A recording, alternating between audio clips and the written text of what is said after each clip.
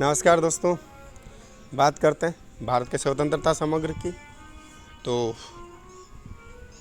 Summer की बात करें, फिरोज शाह मेहता की बात करते हैं। टाइम पीरियड 1845 से 1915 तक टाइम पीरियड। अशोक मेहता का जन्म 4 अगस्त 1845 को बम्बई के एक संपन्न परिवार में हुआ।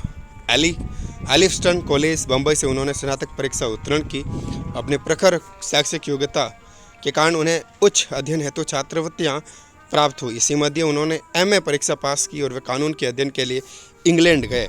इंग्लैंड में फिरोज शाह दादाभाई नौरोजी के संपर्क में आए। वे दादाभाई नौरोजी की दूरदर्शिता, निस्वार्थता, अथक व्यवसाय तथा उदार बौद्धिकता के बड़े प्रशंसक थे।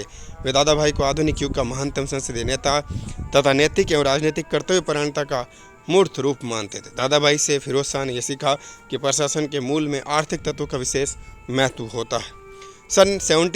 सन 1872 में वे बम्बई नगर महापालिका के सदस्य बन गए।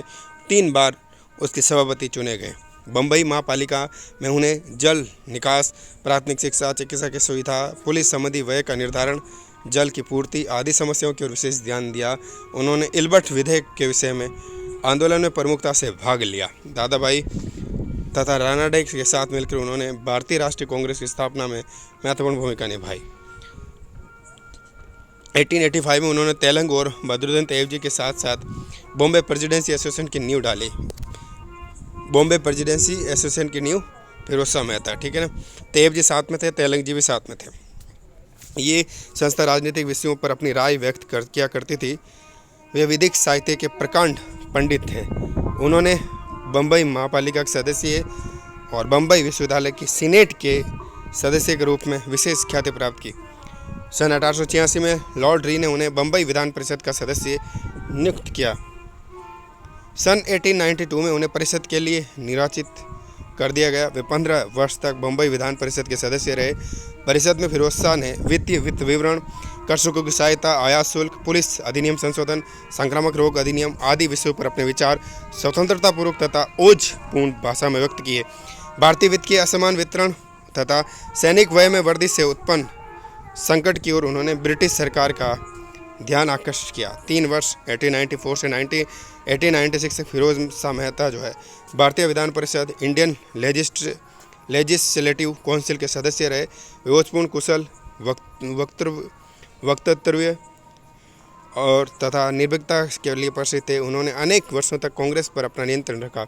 सन 1890 में वे कांग्रेस कलकत्ता का अधिवेशन में अध्यक्ष चुने गए थे। फिरोज शाह मेहता 1890 में कांग्रेस के कलकत्ता अधिवेशन के क्या रहे, अध्यक्ष रहे।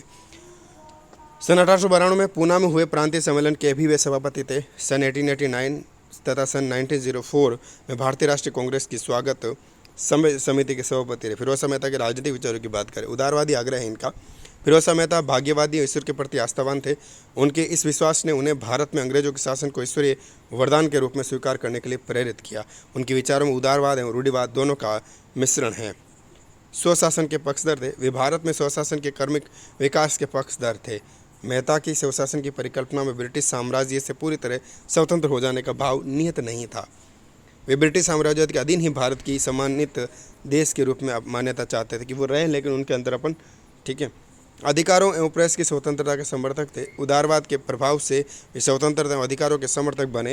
वे अन्याय और निरंकुशता के घोर विरोधी थे।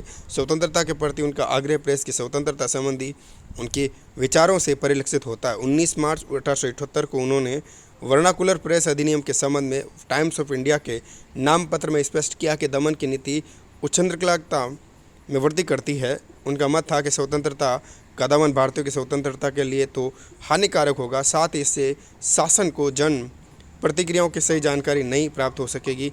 वे हिंसा की राजनीति के विरोधी थे तथा अंग्रेजों के न्याय प्रिय और उदार स्वभाव को प्रभावित करने में विश्वास करते थे, जिससे अंग्रेजों का हृदय परिवर्तित किया जा सके। फिरोज शाह मेहता इस कार्य के लिए इंग्लैंड में जनमत बनाने का प्रयास करना चाहते थे, जिससे भारतीयों की समस्या के संबंध ब्रिटिश जनता के मध्य सहानुभूति उत्पन्न की जा सके। इल्बर्ट बिल पर विचार की बात करें, फिरोज शाह मेहता की प्रसिद्धि सन 1882 में इल्बर्ट बिल विधेयक विवाद के समय विशेष रूप से हुई। उन्होंने इल्बर्ट विधेयक को समर्थन दिया क्योंकि इस विधेयक से भारत के ब्रिटिश शासन के इतिहास में पहली बार भारतीय दंड नायकों एवं रात्र न्यायाधीशों को अंग्रेजों के मुकदमे सुनने का अधिकार प्राप्त। अंग्रेजों तथा आंग्ल भारतीयों द्वारा इस विधेयक का विरोध फिरोज मेहता को स्वीकार नहीं था। अतः उन्होंने इस विधेयक के समर्थन में अपनी आवाज़ बुलंद की। 28 अप्रैल 1883 को बम्बई की सार्वजनिक सभा में इल्बर्ट विधेयक के समर्थन में विचार व्यक्त किए। फिरोज शाह मेहता और स्थानीय स्वशासन की बात करें, फिरोज शाह स्थानीय स्वशासन की स्वायत्ता के पक्षधर थे। वे स्थानीय संस्थाओं में सरकार के सीमित हस्तक्षेप को ही स्वीकार करते थे, किंतु साथ ही वे स्थानीय स्वशासन में चुने हुए जनप्रतिनिधियों के प्रभाव को बढ़ाना चाहते थे, जिससे इन निकायों द्वारा किए गए निर्णयों को अधिक लोकप्रिय बनाया जा सके। स्त्री स्वतंत्रता का विरोध की बात है। फिरोज शाह मेहता स्त्री स्वतंत्रता के पक्षधर नहीं थे। उन्होंने स्वशासी संस्थाओं में स्त्रियों के प्रतिनिधित्व का विरोध किया। ये विचार उनकी रूढ़िवादिता का परिचायक है। न्यायपालिका और कार्यपालिका के पृथक्करण पर बल। फिरोज शाह मेहता ने न्यायपालिका और कार्यपालिका के पृथक्करण पर बल दिया।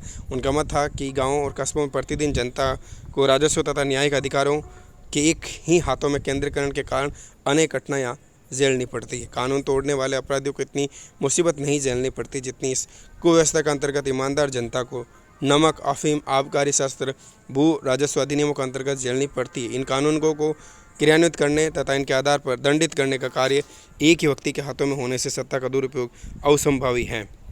फिरोज शाह मेहता के उपयुक्त विचार प्रशासनिक सुधारों की दृष्टि से अत्यंत महत्वपूर्ण थे, फिर भी सरकार ने इन पर ध्यान नहीं दिया। ये कार्य भारत की स्वतंत्रता के प्राप्ति के पश्चात ही संविधान की नीति निर्देशक तत्व द्वारा पूर्ण किया गया। इस प्रकार फिरोज शाह मेहता के प्रशासनिक सुधार संबंधी विचार अपने समय से बहुत आगे थे। उन्होंने स्थानीय स्वशासन तथा सामान्य प्रशासन के संबंध में अपने मौलिक चिंतन का परिचय दिया।